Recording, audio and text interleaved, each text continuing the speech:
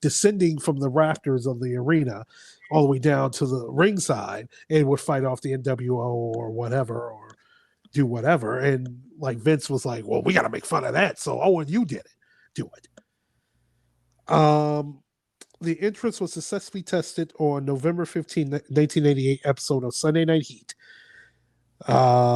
which was the pre-show for that year's Survivor Series. However, during this descent and over the edge, like let me before we get to that, Sting was they had a professional group that would test the ropes constantly before Sting would get in there, and they also would train Sting on what to do.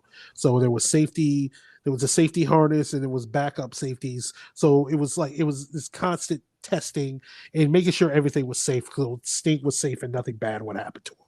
Right. The WWE, I'm just going to say, they cut fucking corners on this. They got a guy that said he worked with the company that does the harness and the rappels for Sting. Come to find out, he did it only once, and he got him to do it for this show. Okay. And he kind of didn't know they had cheap equipment and stuff like that. And according to Dark Side of the Ring, they did an episode of the Death Own Heart. The safety clip that they get on was not the proper safety clip for rappelling down from the rafters. It was a cheap, like you know, like kind of the clip, the big huge clips, like for rock climbing. You know, this was kind of like a cheap clip that you buy like on a keychain. Never good. That's not, you can't use that for any type of rock climbing or rappelling or any whatsoever. Yeah. And even before the match, Owen had reservations from like people who were there that night, and like one of the fan, like there was a fan that was always around for shows in Kansas City and stuff like that in the Midwest, and he got to know a few of the wrestlers. He became really friendly with Owen, and he went to pick up Owen from the airport to bring him to the arena, and he really didn't want to get to the arena that early, but they kept on calling him to get him that early, because he figured if I don't get to the arena that early, they won't ask me to do it. Right. But they did, so we had to take him to the arena. And what this guy had said, it was like Owen really didn't want to do this, but he had to do it anyway. So he got up over the harness before the match. Before the match got started, he got into the harness. A cable disengaged from the safety vest he wore, and he fell more than 70 feet from the rafters onto the ring. As he fell, he landed chest first on the top rope. Oh my God. The incident was not seen by TV viewers. The pre-recorded interview video was shown at the start of Hart's descent. Then the broadcast returned live. The cameras quickly turned away from the ring to the audience. Excuse me. Soon after, Jim Ross, one of the commentators of the event, informed pay-per-view viewers that Hart had fallen from the rafters, and that the incident was not part of the entertainment, and that it was a real situation. Ross's broadcast partner, Jerry Lawler, immediately ran to the ring to check on Hart and was visibly shaking when he returned to the announce table on the air, saying soberly, it doesn't look good at all. Of course not. The EMTs came down to the ring and gave Hart CPR, but he showed no response to the treatment. Bringing Hart out on a gurney, the EMTs boarded the heavily injured wrestler onto the ambulance and took him to the nearby Truman Medical Center in Kansas City. Mm-hmm. And even before the EMS got out there, and from what people who were in the audience say, that he fell, hit the buckle, tried to get back up, and couldn't get up. Right. It just collapsed back out. So at 7:59, the Central Standard Time, Hart arrived at Truman Medical Center. At this point, he was not technically dead, considering his Glasgow coma scale, a system used to measure neurological functions, was listed at 3 out of 15. 3 is the lowest possible score, meaning eye, verbal, motor functions each receive a score of 1, thus totally 3. The GCS of 3 in medical speak refers to imminent death, or that death has already occurred. The initial reading from the cardiac monitor indicated that he was acetone, meaning that he had no detectable heart activity at all. However, mere seconds later, there was signs of pulseless electrical activity, meaning his heart was not beating, but faint electrical activity was still detectable. At this point, nurses Wow. began calling out observations to the doctor on the apparent lifeless body of Hart to Dr. Michael Tucker. Hart's skin had turned blue, his lips were colorless, and his skin was cold. Nurses also reported he had no bowel sounds and his abdomen was soft. Nurses also noticed he had suffered an apparent open fracture above his left elbow and a cut below, but these wounds were of little concern on the medical staff at the moment. Nevertheless, the medical staff persisted on and pumped Hart's unresponsive body with ephedrine and attempted to stimulate his heart. Still, no pulse was detected, even though his heart still showed signs of slight electrical activity. Outside the waiting room, former wrestler Harley Race paced anxiously, awaiting word on Hart. He would later be joined by Jeff Jarrett, which we mentioned earlier, who participated early that night in an event. By the end of the night, a variety of concerned wrestlers who numbered close to 24 had arrived to get information on Hart's condition. At 8:07, a final dose of ephedrine and aeropine, I'm screwing this up, went into Hart's right femoral line. After 4 minutes, he was still unresponsive. CPR was formed in the final few minutes of his life, but the doctors determined that all resuscitation efforts were futile. 13 minutes after arriving at the medical center, 33 minutes after the fall, all work on Hart had stopped. At 8:12 p.m., Hart was pronounced dead at the age of 34. Mm-hmm. This is where it gets even worse. After the incident, the event was halted for 15 minutes while Vince McMahon and the WWF corporate officials decided to continue the event. Wow. Hart's co-workers, professional wrestlers, other miscellaneous workers appeared sober after Hart's fall as they continued to do their jobs.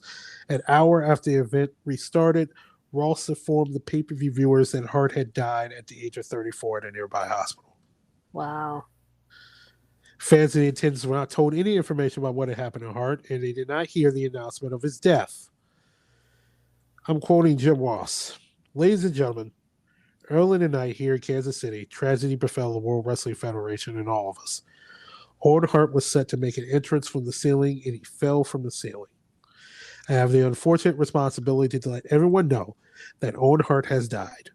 Owen Hart has tragically died from the accident here tonight. Wow. And they kept going. That's, that's unfortunate. Mm-hmm. At the least.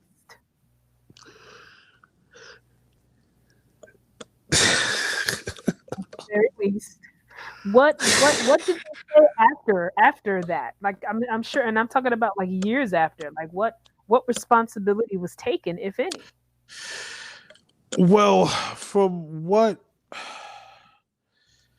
a lot of sports reporters and wrestling reporters afterwards what it said was in the immediate aftermath that the show should have stopped and that the Kansas City, Missouri Police Department should have came in, canceled the event, got everyone out of there, and treated the ring like it was a crime scene. Because yes, it was a damn crime scene. This was a negligible act done by a damn company, done by a guy who didn't want to be up there using shoddy ass equipment that failed on him, and he died as a result. This was a homicide.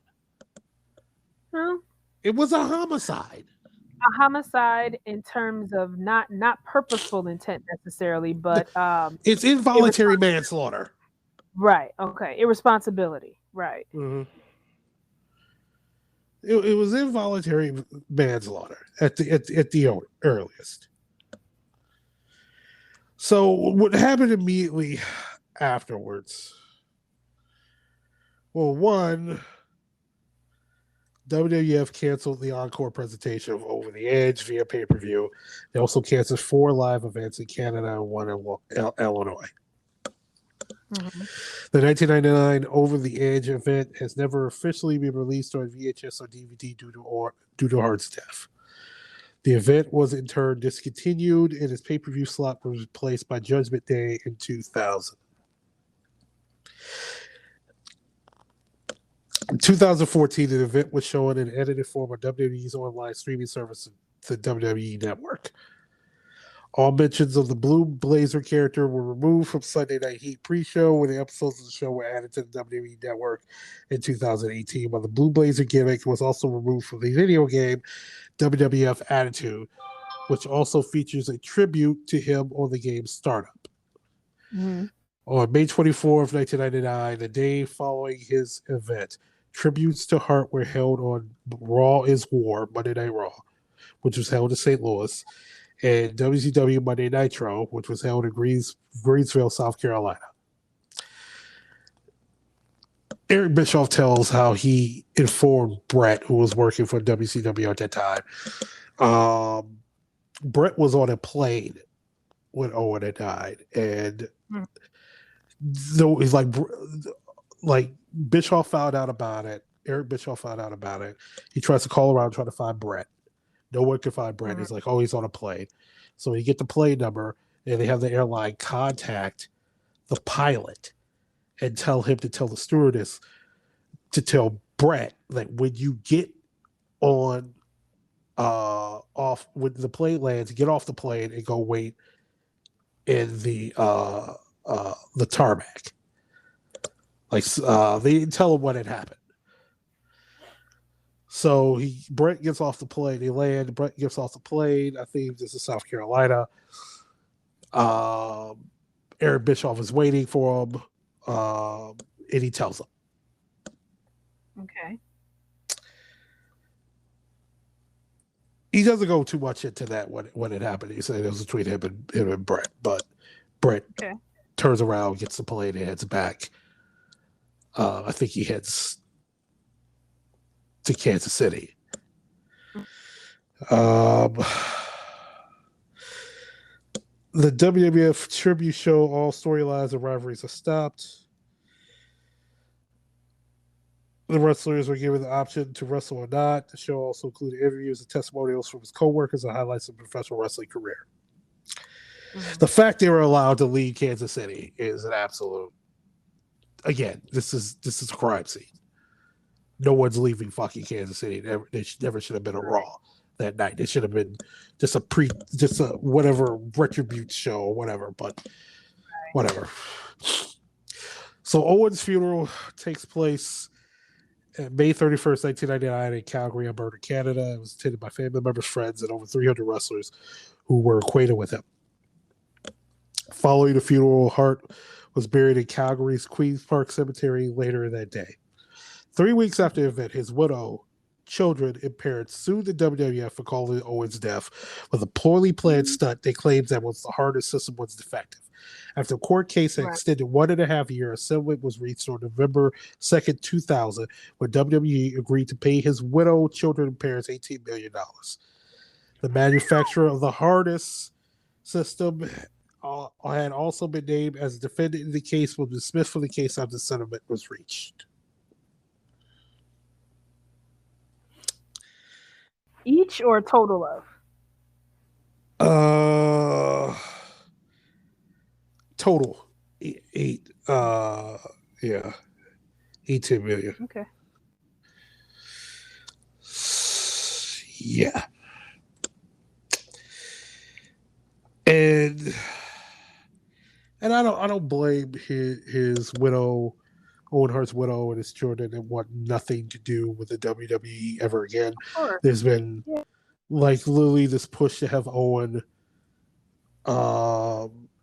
inducted to the Hall of Fame. His family has said no. He's even kind of split his Owen's widow and his kids, and even Brett, because Brett, like I can see Brett's point of view that he wants his brother honored and not forgotten about. But at the same time, it's like we're not dealing with this company that is the cause of his death, needless death. He didn't need to go up there and do that. Right. And Owen Hart is inducted into the Professional Wrestling Hall of Fame. He has a plaque. It's a physical bill. I don't know if they opened it because they moved from Iowa to